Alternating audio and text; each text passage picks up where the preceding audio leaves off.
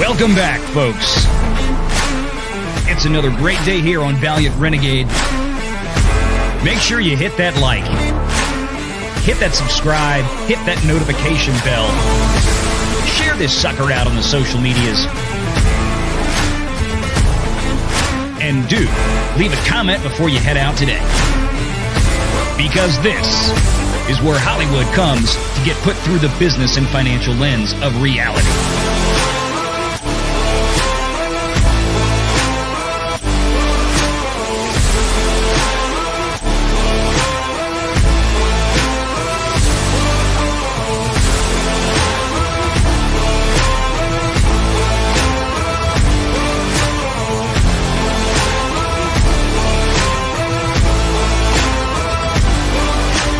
It's time. Renegade Online. Good evening and welcome back.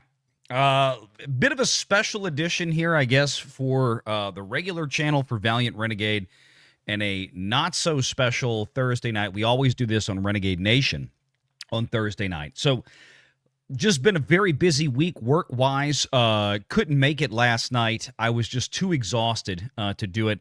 And I really wanted to. I've got to get myself, as I've told you guys now for the last month or two, back into making regular videos for the channel. So we put one out today.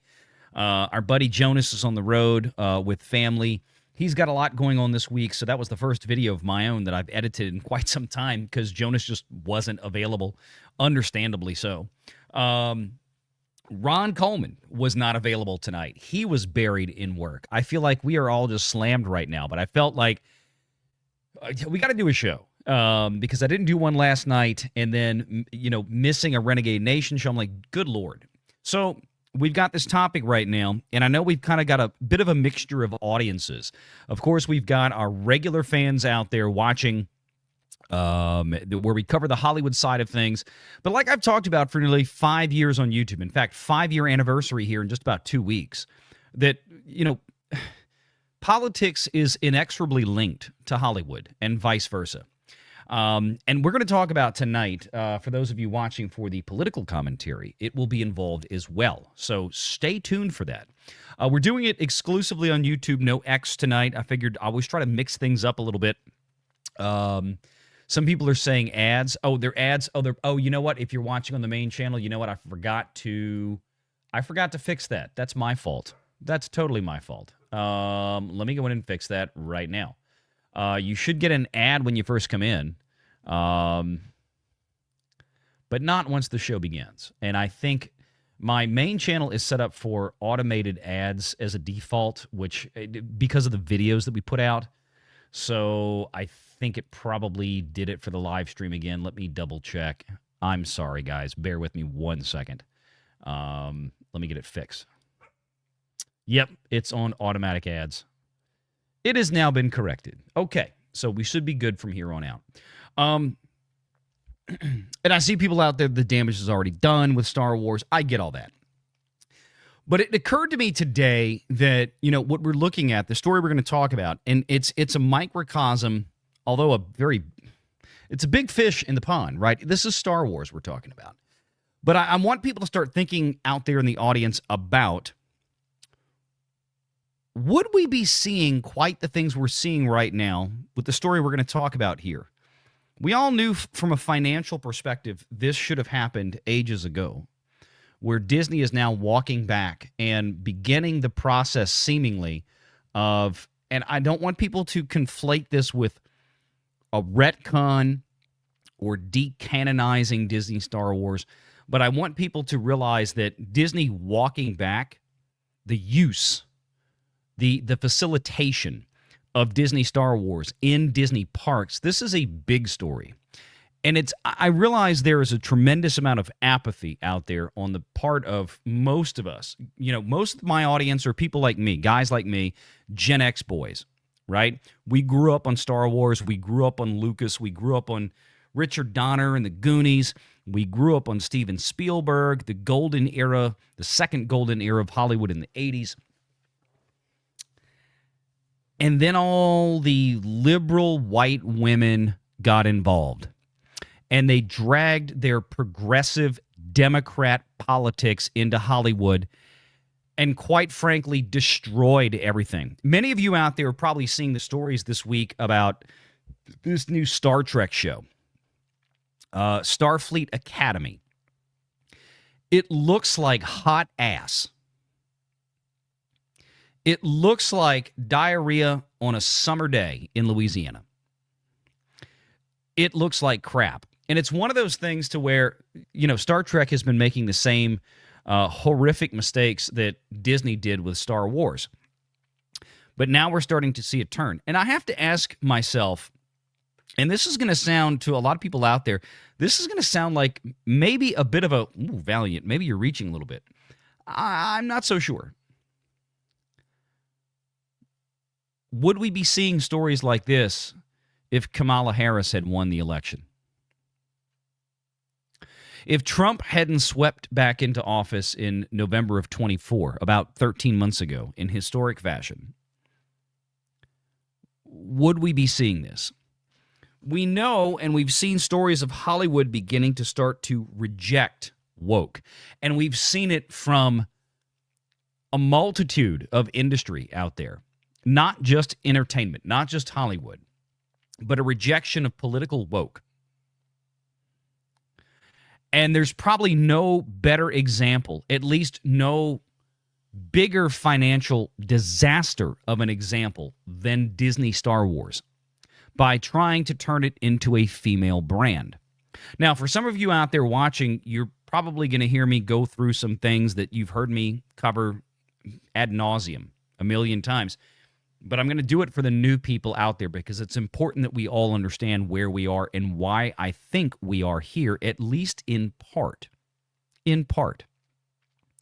So I did a video today on the main channel on Valiant Renegade talking about this. And this is another website, right? We covered the one from the Los Angeles Times, the originator of the story. This is from The Wrap, which is, let's be honest, a pretty left-leaning Hollywood magazine, as most all of them are. Star Wars shakeup, Disneyland walks back Galaxy's Edge theme, adds Darth Vader and Han Solo. You first have to understand what the Galaxy's Edge theme was, if you don't know.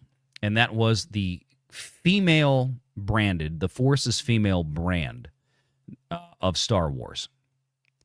Remember, the Walt Disney Company bought Star Wars from George Lucas for over $4 billion, just like they did with Marvel for about $4 billion a year or so, or about 3 years earlier. And the sales pitch to the shareholders and to the board was, from Bob Iger, we're buying this for the boys. We have a really strong brand at Disney with the girls, but we don't have that same type of grasp, that same commercial sales, grip with the boys. So they brought in Marvel and Star Wars. Now, again, Marvel had a very good architecture that was already established by largely Jon Favreau before Disney bought it.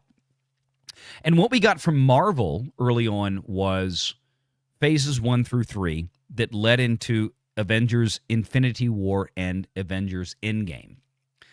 And it turned in an intellectual property franchise that was the biggest in the history of Hollywood because it was unapologetically made for men, as it should be, because it was men that drove those properties in the comic books for decades on end. When Disney bought Star Wars about 2-3 years after Marvel, after that deal closed, Star Wars did not have the same laid out architecture that was a building already under construction. They did not have anything in motion. Of course, they had the original trilogy that Lucas had done 30 years prior, but Lucas had a treatment, a roadmap, an outline for additional films. And Bob Iger, in his own autobiography, in his own book, talked about some of the unrest between him and Lucas following this deal, because Iger made it very clear that he wanted Lucas's treatments for the sequels that had never been made, episodes 7, 8, and 9. And then Bob Iger and Kathleen Kennedy promptly threw them in the trash. And Star Wars basically started out at Disney with a lot of fan interest, but also at the same time, as we found out shortly after, in total collapse. Whereas Marvel at least had a really amazing run before the wheels came off the bus in phases 4 and 5 post-COVID. When they went woke, they replaced male characters with female characters right and left. They had to remove whiteness from Marvel. It was all the DEI crap that we've talked about for years. And again, this is where Hollywood and politics cross. And this is why we're doing a bit of a crossover stream here between Valiant Renegade, where we cover the entertainment industry, and Renegade Nation, where we cover the politics side. Because these two things have collided. And I think today's story gives us an interesting opportunity here to really go through this in a little bit more depth. Okay? Let me grab some of the super chats that have loaded up from before the show and as we started here. Juliet, for 2 British pounds sterling, good morning, Renegade Nation News, Ron Coleman and chat. I wish Ron was here. And again, that's why we're doing things a little bit differently tonight, because Ron couldn't make it. I really almost couldn't make it. This was a struggle to get in, but I was like, we've got to do the show. We've got to do this. Tennessee Tornado, $2, said, or I'm sorry, he gifted a For the Anglo membership. Tennessee also said for $5, got tickets to see Shen Yun next month based on your X post. You will not regret it. It's really good. Really looking forward to it. Nearly sold out. Only had third row seating left. Shen Yun it's beautiful. It's been around 20 years. It's been coming to New Orleans for 20 years, and I've been wanting to see it every year it's come by. And it was one of those things where I just kept forgetting, never pulled the trigger on it, and I finally did it this year, and I didn't regret one penny of what I spent. It's a beautiful show. It's a lot of dance. It's traditional Chinese theater and dance, groundwork of ballet, but Shen Yun it focuses on traditional Chinese culture, for those of you who don't know. Before communism came in, before Mao came in and destroyed China. And the creators of this theatrical performance, the creators of the show, and it changes every year. And I didn't realize that till I saw it, and they were talking about it because it was the 20th anniversary this year. They can't go back to China. The people that the Chinese performers in this, they can never go to China. If they ever got a plane ticket and landed in China, the Chinese government would probably arrest them and disappear them. So if you have the inkling to go support such a show, and the tickets, they're not cheap, but it's an incredible performance. I would encourage you to support it. I will go back again next year and every year thereafter. It was really good. It's a lot of like ancient Chinese fairy tales, religious culture, and things like this. They even break out. They had a couple of routines in the show this year where they went to current day and they showed some of the performers,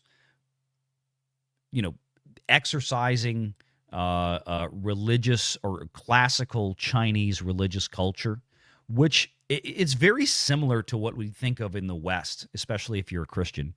And then they have other performers playing parts of Chinese communist soldiers and police that come in and arrest them and torture them. And the point is to try to show the world what is actually going on. It's based on real events.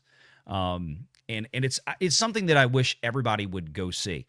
And I'll tell you right now, you will know, the people in the audience who haven't seen the show or aren't familiar with it, and especially Democrats, progressive leftists, because they're going to get very squirmy in their seats in some scenes, which I loved.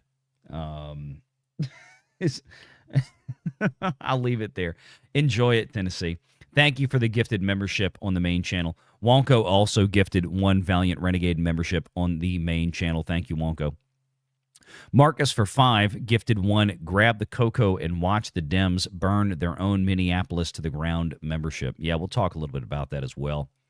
Archer Merchant for 5, big thanks to you and everyone being honest voices of reason for pop culture, including that Park Place.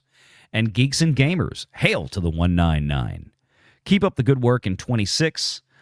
Is shaping up to be wild. I think it will be. Thank you, Archer. Marcus says for 5, see what happens when you loosen the leash on Jonas. He takes off and he isn't around. Snap that leash, bring him to heel, and back in the cave. Yeah, I had to let him go this week. He's got some family stuff going on. I'm not going to... I think he mentioned it on X that they had a close family member passed away in the past week, and that's why they're on the road. They're dealing with that, dealing with family stuff, doing the funeral this week. So thoughts and prayers out to Jonas, and I'm sure from the chat as well. Darth Vader to Darth Kennedy, says John Thomas for $5. Now your failure is complete. I have the high ground now. Yes, indeed. I thought about getting that clip for this because that's really where we are with it. But let me briefly cover the story here for those of you that may be unfamiliar. It's okay. It was a joke. Jonas is going to see it. He's going to laugh at it. It's okay. He's not that dour in terms of having a sense of humor. It's okay. It's okay. It's okay, Marcus. You're fine. I even made a joke with him earlier this week about it. It's okay. So here's the deal. And again, this is yet another example of Hollywood that has lost its way. They have forgotten who their customers are because Hollywood has shifted so far to the left of the political center in the last few decades. It's not even something we can laugh at anymore. It's just sad. You look at places like Netflix, and for those of you who haven't heard me give this spiel on the main channel, I have a tremendous amount of respect from a business perspective because, if many of y'all know, I've been running a financial planning firm for over 20 years. So I look at numbers, I look at math, I look at how businesses operate, and I deal with clients on a day-to-day basis trying to make money, right? Trying to save and make money and earn towards retirement. Netflix is one of those companies I have a load of respect for because they built an entire industry that heretofore, before Netflix came around, did not exist. They are the pioneers of it. Now, that's not to say that I like everything Netflix does in terms of content and creativity. Certainly, they've had a lot of things on Netflix over the years that have been, to put it mildly, shit and offensive. I get that. But those are the things that we talk about on YouTube because they are so boisterous and so outrageous. I'm talking about the grandiose of their product out there that has, for good or ill, has made a business model that has worked and a business model that has been so successful that it has quite literally cut the legs out from underneath of Hollywood, not just from rival studios that have scrambled since then to come up with their own streaming services to try to compete, which was a folly attempt. But at the same time, also from the legacy Democrat-run labor unions out there, right? The Writers Guild, IATSE, the Producers Guild, the Directors Guild, SAG-AFTRA, so on and so forth. It's really changed the game, and they don't like it. Star Wars was one of those things, though, that was, at least in the minds of the cultural zeitgeist, it was so potent, it was so overwhelming that when changes were made, it raised a stench that was so pungent that the entirety of the Western world that was the driving force commercially behind Star Wars had its ire lifted to a point that was beyond measure. The first film came out in 2015, and if you've heard the rumors before, they go a little bit something like this. Bob Iger, Disney CEO, who is set to retire this year, shortly after Kathleen Kennedy, decided that the best and safest course of action was to remake the first Star Wars movie, A New Hope, which wasn't really called A New Hope. It was just called Star Wars, although the scroll said A New Hope for Episode 4, right? And that's basically what they did, but it was arguably a good play because it did about $2 billion globally when it came out in 2015. And everybody was excited to see what would come next. But the problems, while they were there, they weren't fully realized. And that was that we really didn't get a glimpse to a lot of the classic characters. And especially in the first film, Han Solo, Harrison Ford's character, was killed off in a very, very stupid fashion. But yet, people were still interested to see where it was going. Then came 2017, and we got The Last Jedi. And that is what burned the house to the ground. This is where they went full woke. This is where they brought all the politics in, and basically, as we saw from so many films and studios during that period of time, where they would take things that guys like us, Gen Xers, grew up with, and then a bunch of liberal white women with septum piercings, 47 earrings, short purple hair, flat chest, and halfway to being trans, would take what we grew up loving, would take the quote-unquote toxic masculinity and then destroyed it. Lucasfilm was one of the primary examples because Lucasfilm, after George sold it and handed the reins over to Kathleen Kennedy, and by extension, the Walt Disney Company who bought it, was then overwhelmingly populated with a bunch of angry, liberal feminists.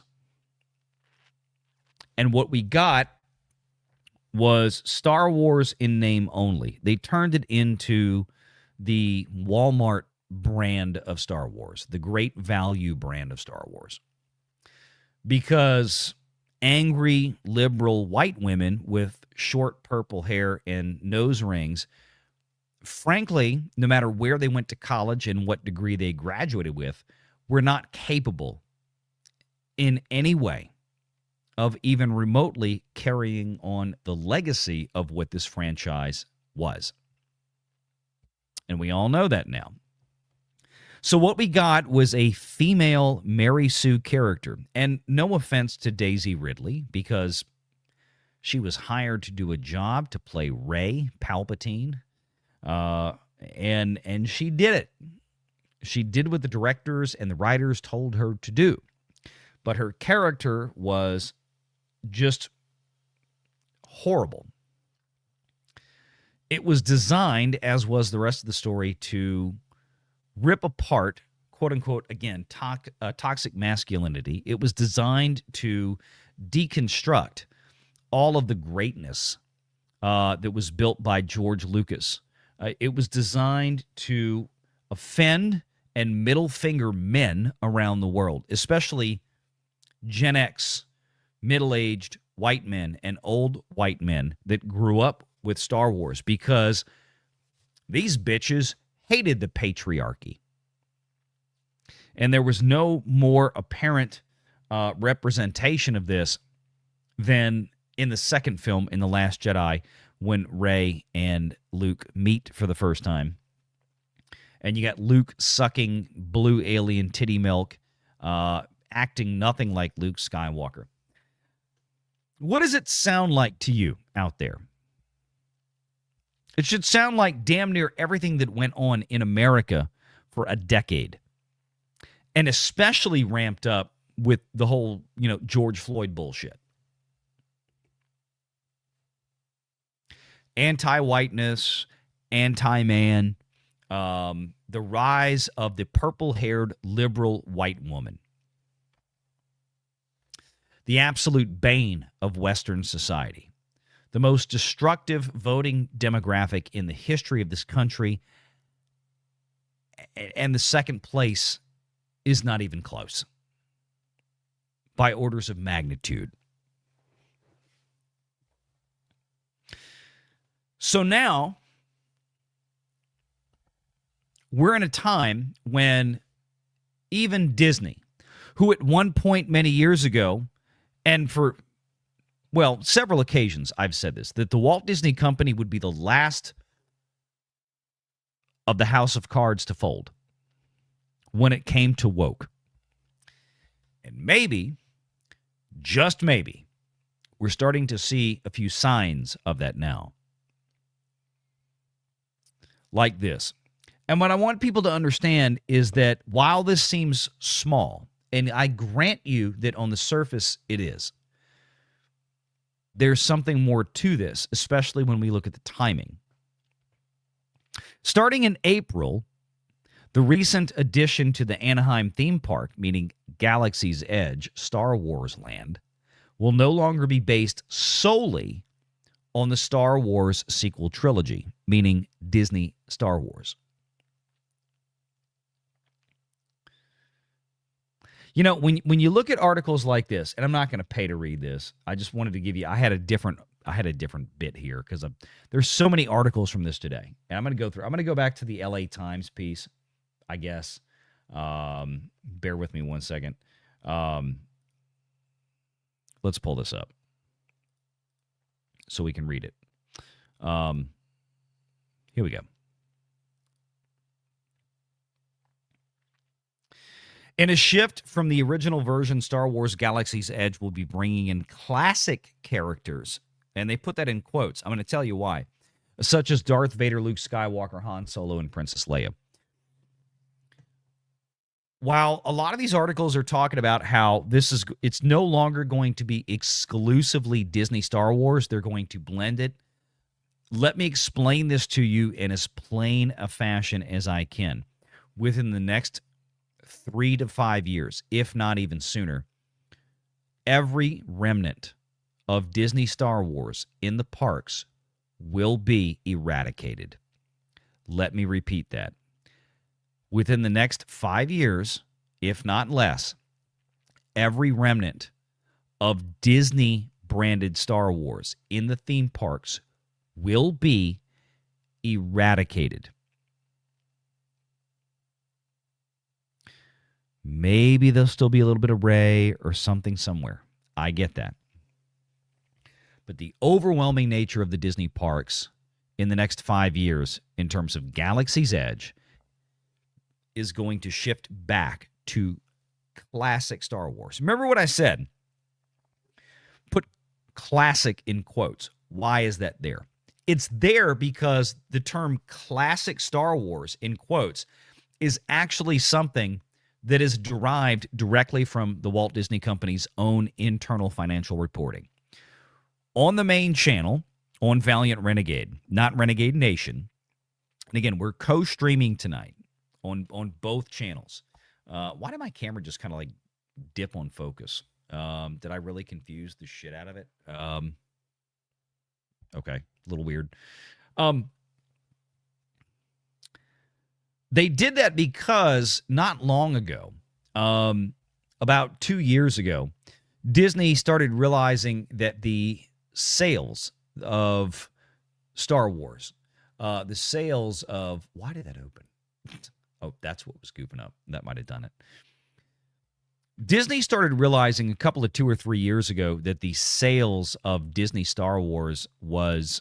well, at least in terms of when they reported it publicly, they probably knew it well before then, was basically falling off. It was basically collapsing. And they started addressing things in financial reports in terms of content sales and licensing, which is one of their big pieces that they report on each and every fiscal quarter when they do their public earnings calls. They started saying, hey, we were a little surprised at the sales of quote-unquote classic Star Wars. And what that means is the classic Star Wars before Disney bought it, the original Star Wars stuff, as in people had completely abandoned the woke brand of bullshit Disney Star Wars. But there was still so much potency in the IP that the sales, the licensing of classic George Lucas, in other words, real Star Wars, pre-Disney Star Wars, original Star Wars, was still very popular. And it was at that point that we started speculating that, you know what, this era of political bullshit and political wokeness in Hollywood may be coming back to earth, because at the end of the day, money talks and shit walks. Well, that's where we are now with these parks, is that we have gone from having a situation where Disney was trying to straddle the fence, and the Walt Disney Company was trying to say, well, we can still sell a bunch of classic Star Wars, but at the same time, we still want to be able to push the Disney brand of Star Wars as much as possible, because let's face it, we've invested $8 billion in it after we bought Star Wars, right? Where are you getting that figure, Val? You're making this shit up. Nope. You think about the money they've spent on the 5 movies and the marketing, production and marketing for these films. And we did this in a video a couple of years ago. We actually had the real numbers that Disney filed in the United Kingdom from making these films. We were looking at nearly $3 billion spent on 5 movies between production and marketing. Then it was about $2 to $3 billion, especially when you add the bankrupt hotel in there, on theme parks. So now we're at close to $5 to $6 billion. And since then, they've spent another $2 billion somewhere along the road on things like Disney Plus TV shows that drew in terrible audience numbers. That's the issue. That's the problem. Let me reset this camera real quick. I don't know what's going on. It's kind of freaked out on me. Hang on one second, guys. Thanks again, real quick.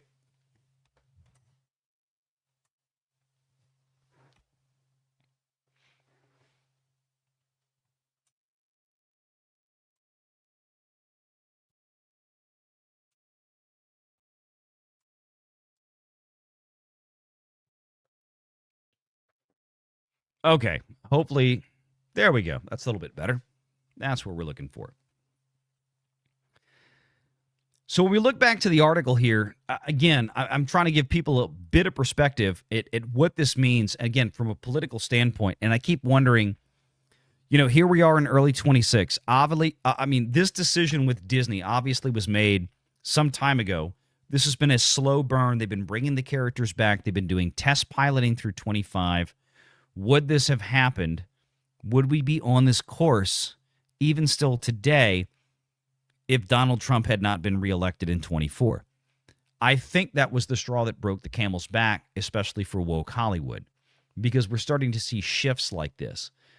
And again, Disney has the capacity to eat losses more than any other major Hollywood company because of the revenue and the potency of their theme park system, and especially the hotels. Paramount, Warner Brothers, a lot of the Universal even, doesn't have that same level of potency. Paramount and Warner Brothers, especially because they're pure Hollywood plays, right? They don't have theme parks. They don't have cruise ships. They don't have, 20 million customers that subscribe to cable and to internet and to cell phones and all this other stuff. They're simply television and film studios that have some cable channels. Disney can absorb losses like nobody else. But back to the article here from the Los Angeles Times, the move may be an acknowledgement that theme park visitors crave familiarity over interactive play-focused experiences. That bit was offensive to read. This is the Los Angeles Times, again, trying to protect the sanctity in their minds, the sacredness of the Queen herself, Kathleen Kennedy. This is all political bullshit.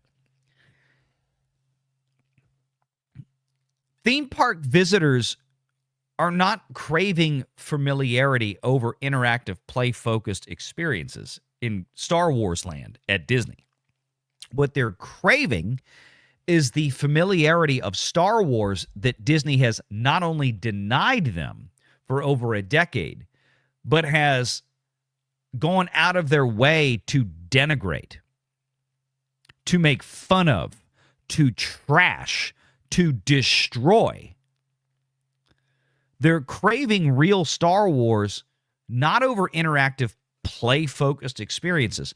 They're craving real Star Wars over the fake Mary Sue, Ray Palpatine, Kathleen Kennedy, girl boss, forces female horse shit that they've been trying to shovel down our throats since 2015.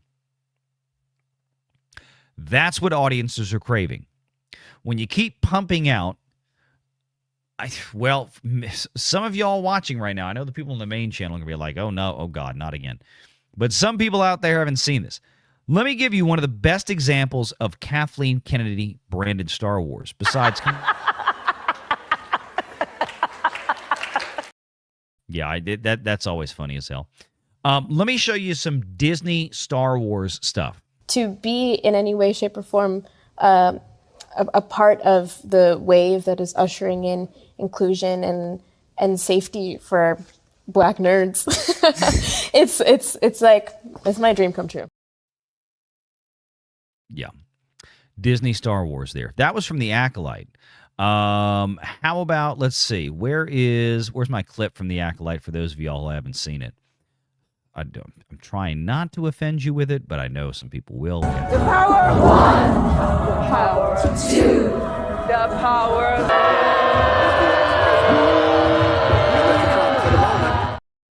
I mean, that is Disney Star Wars.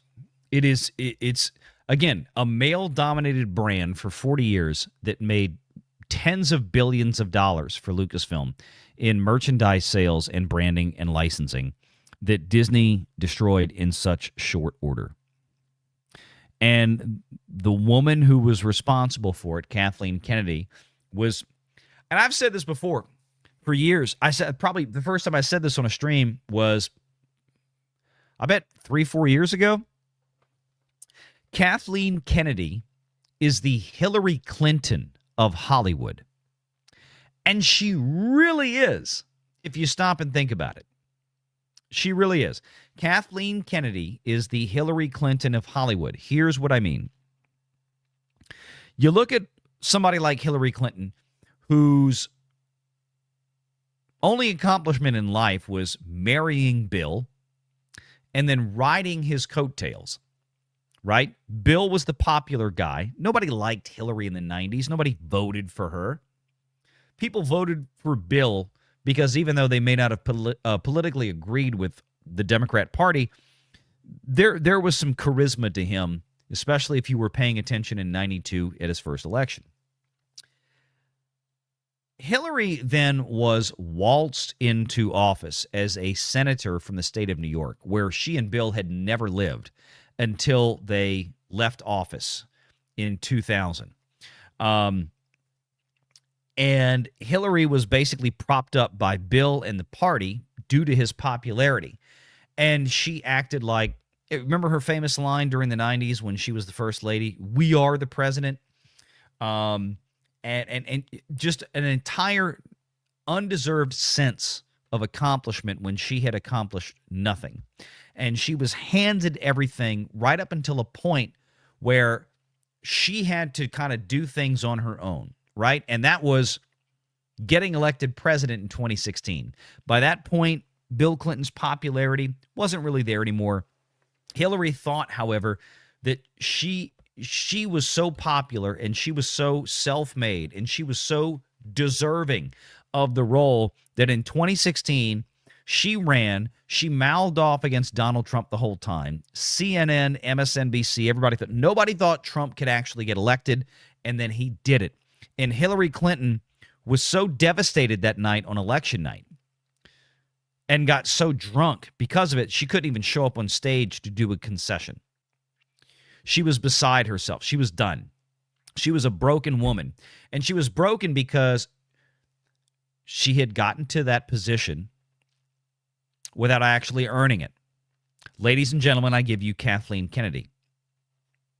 Kathleen Kennedy was a woman that made her way up the ranks in Hollywood not by what she built, but by hanging on the coattails of very talented men that she was surrounded by, one of whom she married, which was Frank Marshall, by the way, whose name you'll see on a lot of movies alongside Kathleen Kennedy's as an executive producer. But she got where she was because of George Lucas, because of Steven Spielberg, because of Christopher Columbus, because not the guy who discovered America in 1492, the other Chris Columbus, the Hollywood guy, because of people like Richard Donner, so on and so, Robert Zemeckis, another one. Great writers and directors in Hollywood in the 80s. Kathleen Kennedy was an executive producer who made phone calls and made things happen, and before that was fetching coffee for Steven Spielberg. When she was finally given her chance, right, she felt like, I can do this. I've been around this. I have made all these movies my whole life. And then Kathleen Kennedy was handed the reins of Lucasfilm at Disney after George retired by George's request, because he thought, well, let me let her do it. She's been around long enough, right? I trust it with her. The biggest mistake that George Lucas ever made. And now we see where we are. As soon as she had control of it, she didn't know what to do with it. She wasn't talented enough to do it on her own. She thought, and the most dangerous part was that she thought she could. And then she had the power to exercise her will over it. And what we got is one of the greatest Hollywood and financial disasters in the history of the industry. A little scary. Let me get some super chats here. We're not going to go too long tonight. CCP agents harassed them and have sabotaged buses, says John Thomas for $2. Talking about the Shen Yun cast. Yeah. Yep. William Thompson for $5. I'm available for the panel. I promise I won't make any jokes about Marcus. We're going to make jokes about Marcus anyway. John Thomas for $2. Don't insult Walmart. Temu Star Wars. Yeah, Temu Star. Okay, that's fine. I get you. I wasn't trying to insult Walmart, but you know what I meant when I said great value brand.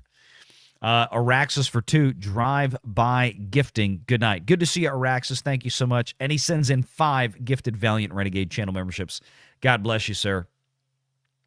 William Thompson for $10. Star Wars died the moment that Bob, I can't run a multifaceted entertainment company. Iger and Kathleen, I married a connected and talented man and a talentless nobody, Kennedy. Yes, that's what we went with. And William Thompson threw down a $50 super chat with 10 gifted memberships. Thank you so much. You are outstanding, sir. Lord Kamina for $2. KK stayed 14 years, so tenure couldn't be called the unlucky 13. Oh, she stayed for 14 years, so okay. Okay. I got you. Okay. Got you. No, it's all her fault. There's no luck involved here. It's just she screwed the pooch. William Thompson gifted another membership. Thank you so much, William. And Archer Merchant for $5. The thing that many radicals don't understand is if you protect a KK or a Bob Iger, they won't hesitate to trample their allies, even on the way out, until it's too late. True, and we saw Bob Iger do that with Chapek. Marcus for $5. If KK is the Hillary Clinton of Hollywood, I wonder how many Disney sides can be attributed to her. Allegedly. Just saying. Yeah, I get where you're going with that. Vince Foster. and countless others. Oh my God. So in any case, I kind of wanted to give the audience a chance to kind of chime in on this. Like I said, because the more I thought about it and the more I go back to the story with what Disney is now suddenly changing. And part of this, I think, I think, is,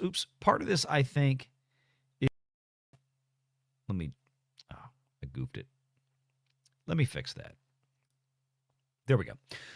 Part of this, I think, is we're seeing a succession this year in Disney, right? Bob Iger finally stepping down. I don't expect there to be any surprises again like we had before. If Josh D'Amaro, the head of the parks, is going to take the top spot, which I hope, if they're going to pick an internal candidate, he's probably the best one there to do it. Guys like Josh D'Amaro and Bob Chapek before him, you have to imagine how frustrated they were with the absolute garbage that Kennedy pumped out. It was so bad that Alan Bergman, the chairman of the Disney studio side for the film studios, put the kibosh on Star Wars. Why do you think there hasn't been a film released for Star Wars in 7 years? They didn't want Kennedy to do anything else, but I don't think they could get rid of her.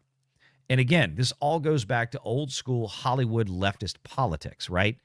She was considered like Hillary Clinton. Well, we can't just tell her no, right? Remember Hillary Clinton running in 2016? She wanted the Democrat Party nomination, but along came Bernie Sanders, an old fart, a stupid old socialist loser bum curmudgeon, an absolute piece of shit. A bigger piece of shit than Hillary Clinton. But at least Bernie got where he was because he kind of earned it. Sort of. Right? The wind was shifting in that direction. What did Hillary Clinton do? Well, she made sure the Democrat Party fell in line and got rid of Bernie Sanders.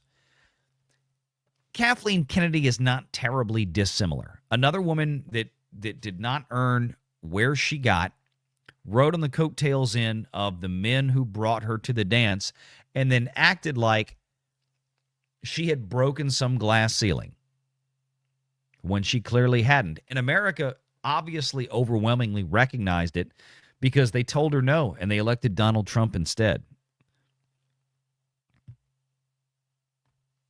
Kathleen Kennedy has been hanging around Disney all these years because, let's face it, there were too many people in the party, in this case, Disney.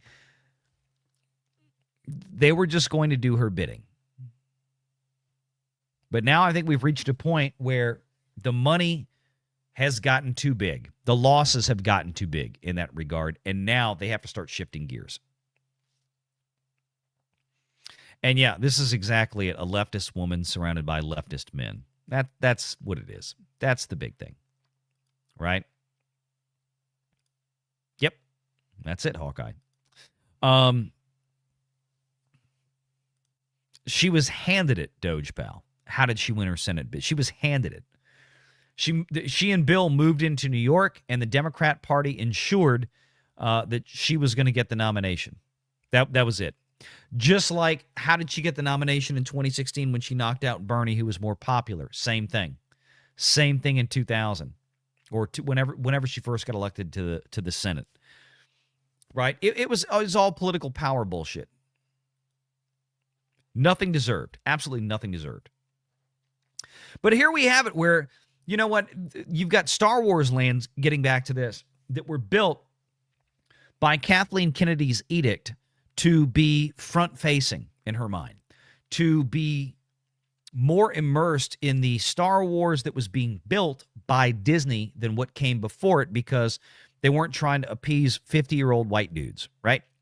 The problem is that the 50-year-old white dudes were the ones that had the money and that were buying Star Wars stuff and had been for 40 years.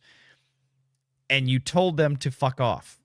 Probably not the best business idea in the world. And Galaxy's Edge, at first, allegedly, through a lot of rumors we'd heard over the years, was originally built, or designed, I should say, by the Disney engineers to be Tatooine, Hoth, and Endor, to be original Star Wars. And Kathleen Kennedy convinced Bob Iger and company that wasn't the route to go, that they should build it around her vision of Star Wars and girl Star Wars because that was the future. And it failed. That was that was in the very early heady days of wokeism. That was in the very early heady days of political progressivism getting to the point in Hollywood where it got overwhelming and comical. That was even just it was around the same time. It wasn't that far removed from things like Ghostbusters 2016, which was the all obnoxious woman cast of Ghostbusters. It's one of the worst movies ever made. But Hollywood continued on with that. Think of all of the deviations from classic male-dominated characters, IPs, roles that have been swapped over now to women. And even beyond that, think of all the race swapping and everything that's going on in Hollywood. We've talked about that on the main channel for a long time. But again, this goes into the political angle. And we've seen a lot of shifts in the wind since Trump got elected in 2024 again. And even Hollywood has had to realize that, we've seen the money drying up for years, and we've seen that we've spent billions collectively of dollars going woke, and it's all it's doing is pissing people off. It's driving people away. Disney was going to be the last place to fold, like I said earlier. And it looks like it's finally happening. And the fact that this thing is being announced, that Disneyland, and again, this isn't Orlando yet. And in the article, like we covered in the video today, it even talks about how, nothing's planned yet for Orlando for a change. And I even said in the video, bullshit. It's absolutely planned. They absolutely know they're going to do it. They're just not talking about it yet. But the place they pulled the trigger was in Anaheim, in California, in Kathleen Kennedy's backyard. They're not even letting the woman make her retirement announcement yet before they leak this out, before Josh D'Amaro and company leaks this out, that we're changing Galaxy's Edge because Kathleen Kennedy's brand of Star Wars has absolutely failed. Wokeness failed. Feminism failed again. You show me one time in history where feminism, like radical leftist feminism that we all know today, has ever been successful. Please tell me. I'm all ears. Haven't found one example yet. In fact, by today's standards, especially in Minnesota, it's getting them killed because they try to attack police officers. We got some memes on Twitter I'm going to have to play. John Thomas for 10. Don't forget who convinced George to hire her. Spielberg did. Yep. Knowing she wasn't a creative, knowing her skill set was getting people and things when and where needed. She knows where bodies are buried. Thank you, John Thomas. Yes, indeed. That's just it. And that's, from a standpoint of somebody that can administrate and you can give her a set of directions and have her do things, sure. But giving her the ability to be a creative with oversight and decision-making power, obviously that is what's been the disaster, right? Kathleen Kennedy, when she was hooked up with Spielberg and all these other men back in the 80s, was part of a lot of very successful films. No doubt. Kathleen Kennedy left on her own to make the decisions herself, to be the creative herself. Complete fucking disaster. That's why she's the Hillary Clinton of Hollywood. It's the exact same thing.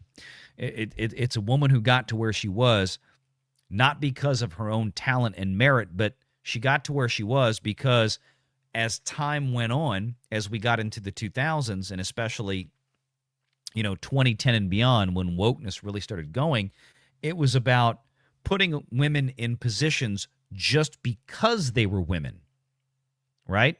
Which was an affront, an offense, and frankly, horrible for women, and there's plenty of them out there that are smart and talented and have earned their stripes and have earned to be in the positions they're in. People like Hillary Clinton, Kathleen Kennedy were a slap in their face. And it's not an accident that obviously I know a lot of conservative women, and they hate women like Kennedy. They hate women like Hillary Clinton because of the very reasons that I just stated. Because the women I know, the conservative women, especially the ones that are very successful professionals, have actually earned their station in life. They've earned where they've gotten. They've earned every dollar they have. And they're married. And a lot of them work with their husbands in the same business. It's very different, right? It's very, very different than what we see from feminism. And that's what effectively destroyed Star Wars. And especially when you start looking at all of the women, not just with Kathleen Kennedy, but all the other women that worked in Lucasfilm. Sorry, my hat's crooked. All the other women that have worked at Lucasfilm over the years to destroy Star Wars. And that was basically their modus operandi. Sad as it was. So the last remnants, in other words, of Disney Star Wars are now being carved out. They're being eradicated from the most financially lucrative part of the Walt Disney Company, and that is the theme parks. It's an admission of failure. Complete admission of failure. As it should be. Right? As it should be. So, any case. Didn't want to go too long tonight. We're about an hour in. I was going to wind it down there. I just felt bad that we didn't get to do a show last night. And then again, Ron Coleman wasn't going to be here tonight, so I wanted to do a bit of a crossover stream here to bring Hollywood and politics back together. John Thomas sends in another $10. I'm very Occam's razor type and don't ascribe to malice what attribute to incompetence. But everything since her trilogy, Kathleen's, had been burned Star Wars and Lucasfilm to the ground out of petty spite. That's my hill. I think it's a good hill, John. It really is. It's an accurate hill. Is it not? I don't think there seems to be much argument there from that standpoint that is what she did. That is what all the girls that Kathleen Kennedy brought with her to Lucasfilm. The famous image of the vaunted Lucasfilm story group at Disney. It was all women. It was like a dozen women. None of them grew up on Star Wars. None of them knew what Star Wars was, but they had a vaginal perspective that all of the grumpy, angry 50-year-old white men that turned Star Wars into a multi-billion-dollar franchise needed to shut up, put their patriarchy aside, tuck their dicks between their legs, and listen to them. It didn't work out. The whole thing failed. It was one of the biggest Hollywood disaster stories, if not the biggest Hollywood disaster story in history. And now it's funny watching Star Trek do the same thing. We'll talk more about that the Star Trek thing Sunday.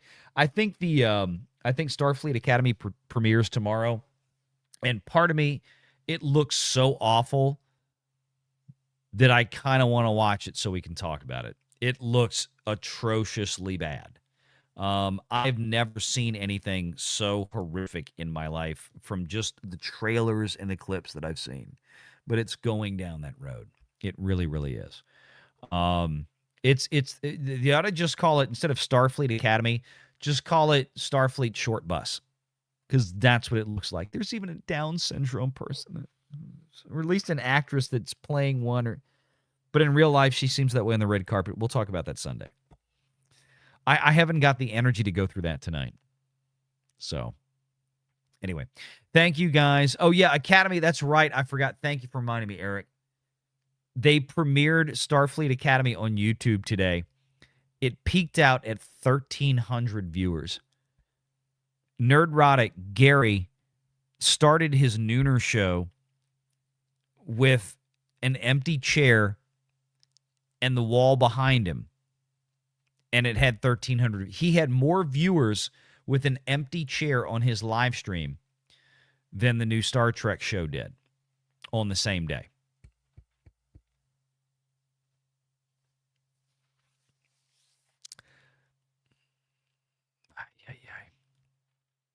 Archer says for 5, have you seen Deadline's puff piece today on KK? Has the exit memo from Alan.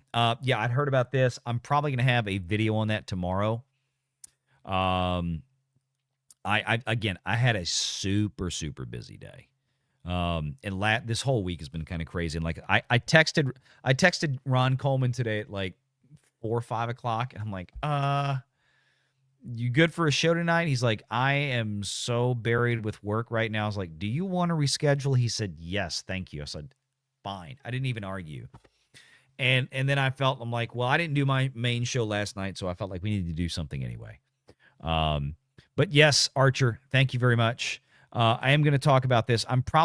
My plan was to get up tomorrow morning. And again, Jonas and I had just started this thing where, I'm doing the raw, I'm cutting a video, I'm recording it, and then I'm sending it to Jonas to have him edit.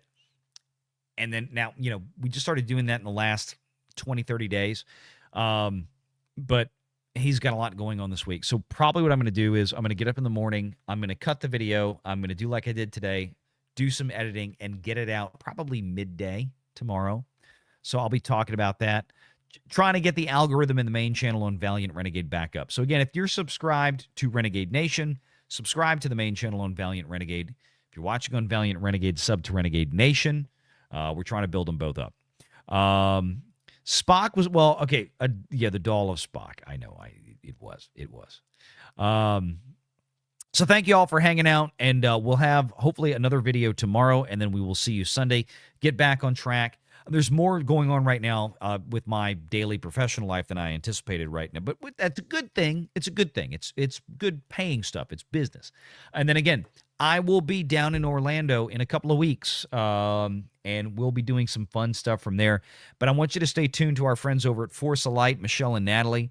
I know I talked to Michelle. I was on the phone with Michelle last night for like almost 2 hours. And we were talking about plans for MegaCon and other stuff. So I know we're going to have to do some fundraisers for the girls so they can get their park tickets and all this kind of stuff. We'll probably talk about it on the Sunday show. Wednesday next week, we will be doing the Vixens show, because the following Wednesday, we usually do the last Wednesday of each month, which will be impossible because I will be in the parks, probably with Jonas Campbell that day. I'm hoping that he will be joining us. So no way to do the Vixens show the last Wednesday this month. So we're going to do it Wednesday, 6 days from now, next week. But we'll be back here for the Sunday show on the main channel as well. So stay tuned for that. Yep. Morning, Ron Coleman. Missed you today on the show. Oh, wait, is Ron here? Wow, no lawyer Ron Coleman, and look at these shitty numbers. That's it. That's exactly it. We're running it on both channels right now, Ron. I'm doing it on the main channel and on Renegade Nation. So I think right now we peaked at about 350 between the two. It's an off night for me. And I didn't do a show, Ron. You probably didn't catch this part. We didn't do a Wednesday night live show last night because I was so busy. I didn't get home till after 5 o'clock last night. I didn't have it in me to do the live show. So we kind of did a hybrid stream. So we got the main channel and Renegade Nation running right now, Ron. Just trying to make up for last night a little bit. So yeah. Any case, all right. Yeah, Ron wasn't here. Definitely, it hurts when Ron wasn't here. But look, this has been. Remember the main channel. There we go. Maine, MAINE, with a boat. Thank you, Ron. No, we'll be back next week with this back on track. But again, the following week, I think, so no Wednesday show on the 28th, I think it is. And then the Thursday show that we would normally do, Ron, while he's here, on the 29th of January, I will still be in Orlando. So we probably won't have a Renegade Nation show that night either. But next week, we should be back into full swing. And as I've said, I don't know if we're going to keep the Wednesday show regular anymore as it is. I need to get back into cutting videos and getting the channel back pumped up like it needs to be. So anyway, thank you guys for being here. Appreciate you. We will see you Sunday. Take care. God bless. Have a good night. Have a wonderful weekend. Enjoy your families.